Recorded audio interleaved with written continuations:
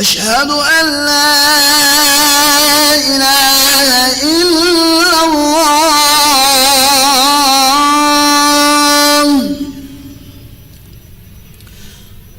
أشهد أن محمدا رسول الله أشهد أن محمدا رسول الله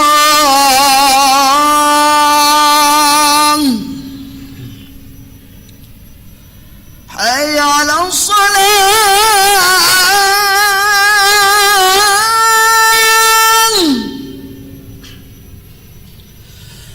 حي على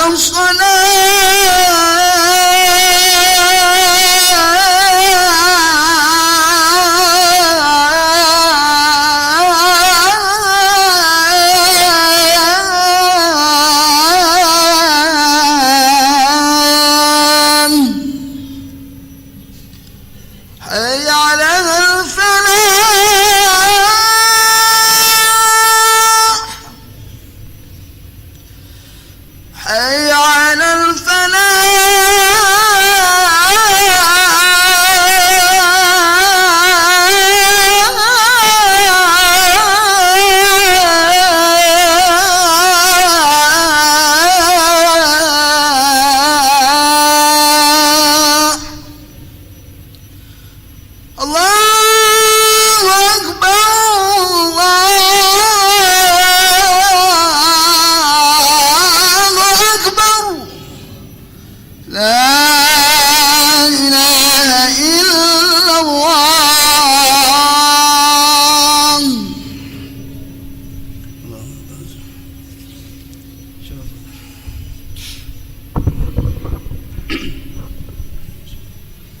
Sidang Jumaat yang dirahmati Allah, dengar dengan teliti khutbah yang akan disampaikan oleh imam, dan jangan bercakap-cakap ketika khutbah disampaikan kerana ianya dilarang oleh Rasulullah sallallahu alaihi wasallam.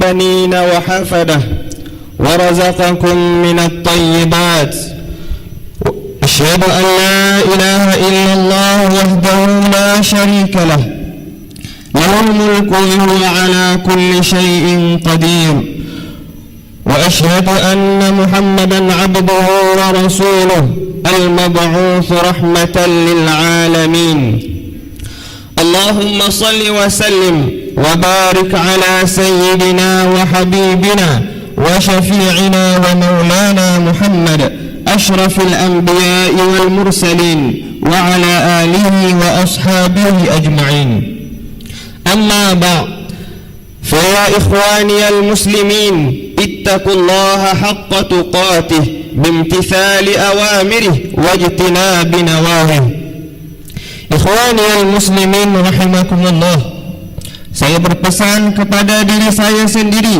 dan juga kepada tuan-tuan, hendaklah kita meningkatkan ketakwaan kita kepada Allah Subhanahu wa taala dengan sebenar-benar ketakwaan, dengan menjunjung segala petitah perintahnya dan menjauhi segala larangannya. Membah Jumaat pada hari ini akan memperkatakan tentang ibu bapa cemerlang, anak gemilang. Sidang Jumaat yang dirahmati Allah sekalian, pasangan hidup, anak-anak dan cucu cicit, serta rezeki yang melimpah ruah yang terdiri daripada benda-benda yang baik lagi halal merupakan nikmat yang dikurniakan Allah kepada kita, yang wajib kita mensyukurinya dan jangan sekali-kali kita mengingkarinya. Firman Allah Subhanahu wa taala di dalam surah An-Nahl ayat 72, Wallahu ja'ala lakum min anfusikum azwaja وجعل لكم من أزواجكم بنين وحفدة ورزقكم من الطيبات أفبالباطل يؤمنون وبنعمة الله هم يكفرون. Yang bermaksud, dan Allah menjadikan bagi kamu dari diri kamu sendiri pasangan-pasangan, yakni istri, dan menjadikan bagi kamu dari pasangan kamu anak-anak dan cucu-cucu, serta dikurniakan kepada kamu dari benda-benda yang baik lagi halal. Maka patutkah mereka, yakni yang ingkar itu, percaya kepada perkara yang salah, yakni penyembahan berhala, dan mereka kufur pula kepada nikmat Allah Subhanahu wa ta'ala. Sidang jemaat yang dikasihi Allah sekalian, menjadi lumrah setiap ibu bapa dalam dunia ini ingin melihat anak-anak mereka menjadi anak yang berjaya dengan cemerlang.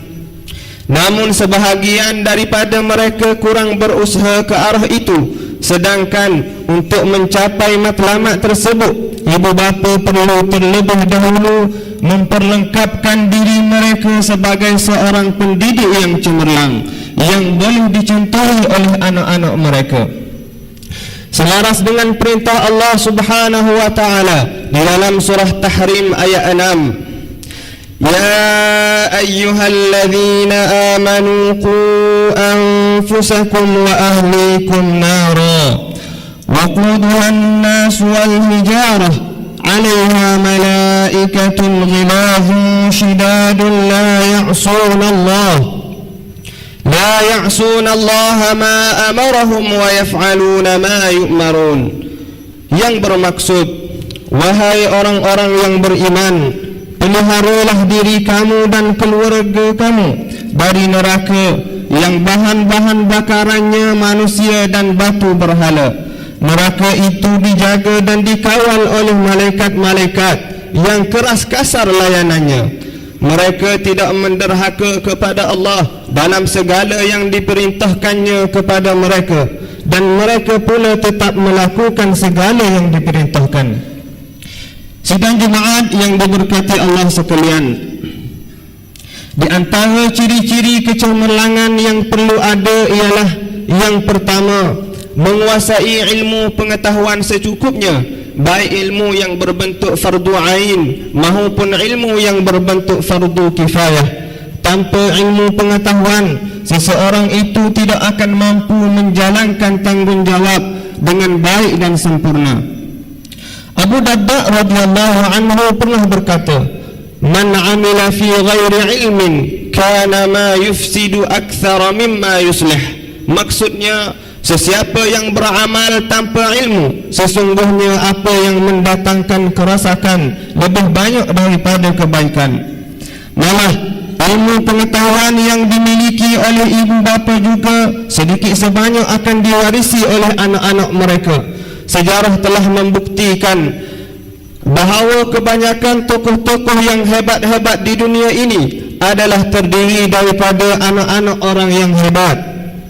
Sebab itulah awal-awal lagi Islam menyuruh kita memilih pasangan hidup yang hebat dari segi agamanya dan akhlaknya.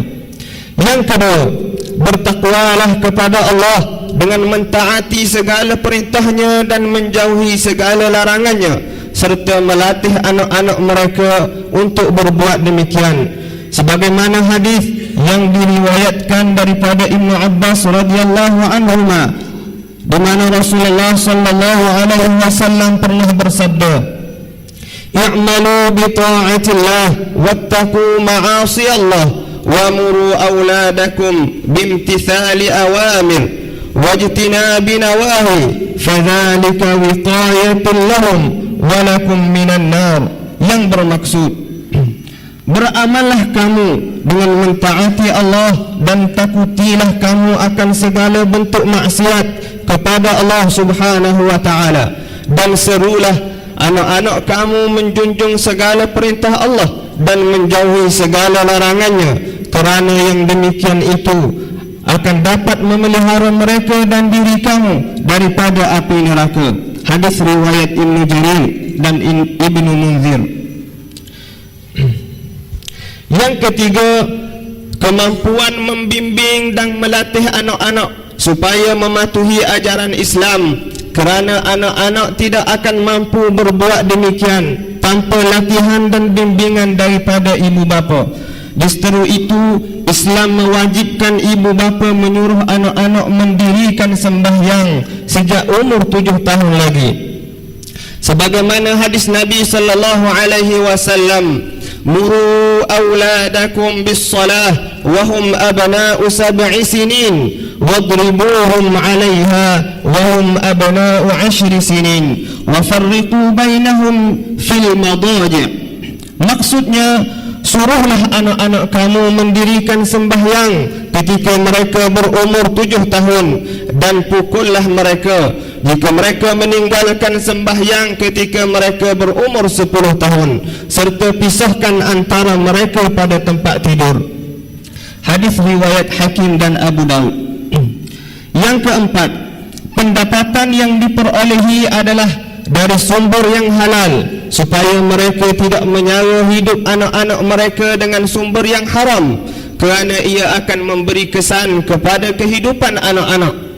Selain daripada itu, doanya juga tidak akan dimakbulkan oleh Allah Subhanahu wa taala. Dan yang kelima, sentiasa tegas di dalam mendidik, membimbing dan melatih anak-anak, malah ianya dilakukan dengan penuh kasih sayang. Sabda Rasulullah sallallahu alaihi wasallam, akrimu auladakum wa ahsinu adabahum. Maksudnya, muliakanlah anak-anak kamu dan perelokkan adab mereka. Hadis riwayat Ibnu Majah. Semua ciri-ciri tersebut membolehkan ibu bapa memainkan peranan yang sangat penting dan berkesan di dalam membentuk saksiah anak-anak, insya-Allah.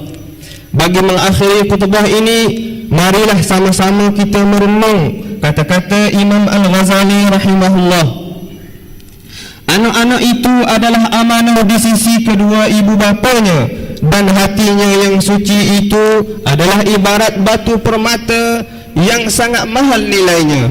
Oleh itu, maka jika ia dibiasakan dengan kebaikan dan diajarkannya, nescaya ia akan membesar di atas kebaikan itu, dan ia akan berbahagia di dunia dan di akhirat. Sebaliknya, jika ia dibiasakan dengan kejahatan dan dibiarkannya bebas tanpa kawalan seperti binatang ternakan, nescaya ia akan menjadi celaka dan bebas atau rosak.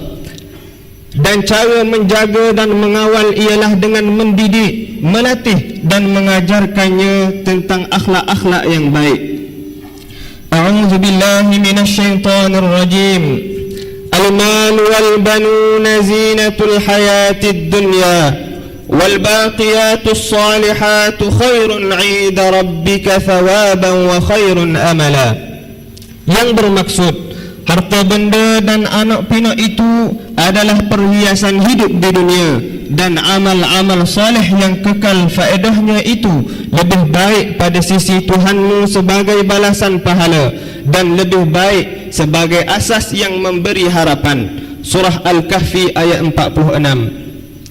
Barakallahu li wa lakum bil Qur'anil azim wa nafa'ani wa iyyakum bima fihi minal ayati wa dhikril hakim wa taqabbala minni wa minkum tilawatah innahu huwas sami'ul alim. Aqulu qawli hadha wa astaghfirullahal azim li wa lakum wa lisairil muslimina wal muslimat wal mu'minina wal mu'minat fastaghfiruh faya fawzal mustaghfirin wa ya najatat taibin.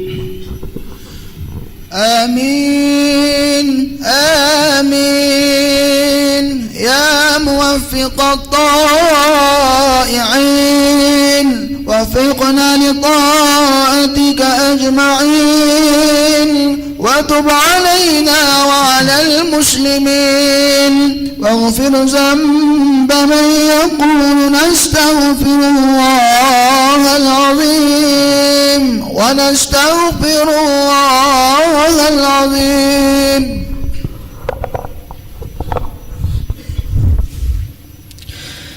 الحمد لله رب العالمين نحمده ونستعينه ونستهديه ونستغفره أشهد أن لا إله إلا الله وحده لا شريك له له الملك السماوات والأرض وما بينهما وهو السميع البصير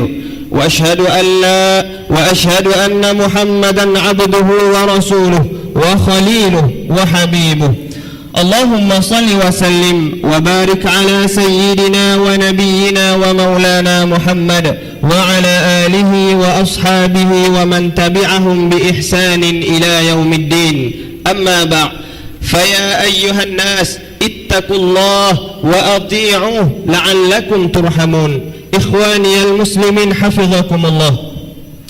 Hendaklah kita meningkatkan ketakwaan kita kepada Allah Subhanahu wa taala dengan sebenar-benar ketakwaan, dengan menjunjung segala titah perintahnya dan menjauhi segala larangannya. Didiklah anak-anak kita dengan sebaik-baiknya dan jadikanlah diri kita ini contoh tauladan yang baik, terutama sekali dalam perkara-perkara yang berkaitan dengan ketakwaan kepada ajaran Islam. Mudah-mudahan mereka akan mencontohi kita kerana pendidikan melalui perbuatan adalah lebih berkesan daripada pendidikan melalui percakapan. Perbanyakkanlah doa untuk kebaikan anak-anak kita pada setiap masa, terutamanya selepas sembahyang, kerana waktu itulah di antara waktu-waktu yang mustajab doanya. Sidang Jumaat yang dikasihi Allah sekalian, pada hari mulia seumpama ini, marilah sama-sama kita perbanyakkan bacaan selawat dan salam ke hadrat junjungan besar Nabi Muhammad sallallahu alaihi wasallam sesuai dengan perintah Allah di dalam Al-Quran surah Al-Ahzab ayat 56. Innallaha wa malaikatahu yusalluna 'alan nabi ya ayyuhalladzina amanu sallu 'alaihi wa sallimu taslima, yang bermaksud sesungguhnya Allah Ta'ala dan para malaikatnya sentiasa bersalawat ke atas Nabi Muhammad sallallahu alaihi wasallam. Wahai orang-orang yang beriman, berselawatlah kamu ke atasnya serta ucapkanlah salam sejahtera dengan penghormatan ke atasnya dengan sepenuhnya. Allahumma salli ala Sayyidina Muhammad wa ala ali Sayyidina Muhammad kama sallaita ala Sayyidina Ibrahim wa ala ali Sayyidina Ibrahim wa barik ala Sayyidina Muhammad wa ala ali Sayyidina Muhammad kama barakta ala Sayyidina Ibrahim wa ala ali Sayyidina Ibrahim fil alamin innaka Hamidum Majid. وارض اللهم عن الخلفاء الراشدين وعن بقية الصحابة والقرابة أجمعين والتابعين وتابع التابعين لهم بإحسان إلى يوم الدين. اللهم اغفر للمؤمنين والمؤمنات والمسلمين والمسلمات الأحياء منهم والأموات برحمتك يا أرحم الراحمين. اللهم احفظ بدوام العون والهداية والتوفيق والصحة والسلامة منك يا كريم مولانا الواثق بالله سلطان ميزان زين العابدين ابن المرحوم سلطان محمود المكتفي بالله الشاه، وأنزل الرحمة عليه وعلى سلطانه نور زاهرة سلطانه ترنغانو، واحفظ أولاده وأهله وزويه وأقاربه، واحفظ علماءه ووزراءه وقضاته وعماله ورعايه من المسلمين والمسلمات والمؤمنين والمؤمنات في الدنيا والآخرة برحمتك يا أرحم الراحمين. اللهم احفظ ولي العهد تنكو محمد إسماعيل ابن الواثق بالله سلطان ميزان زين العابدين.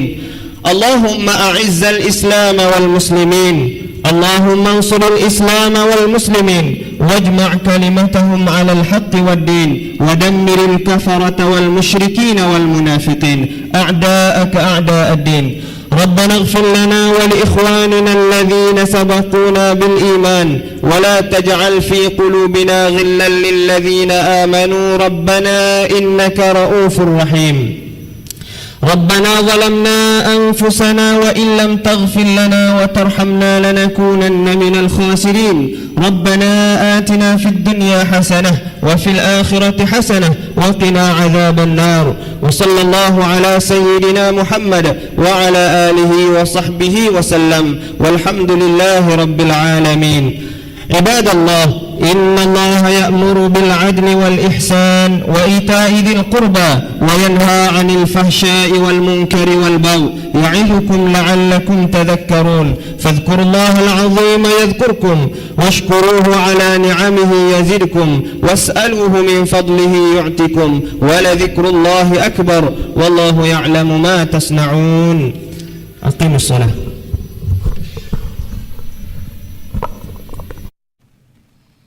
Muka surat 103 dah.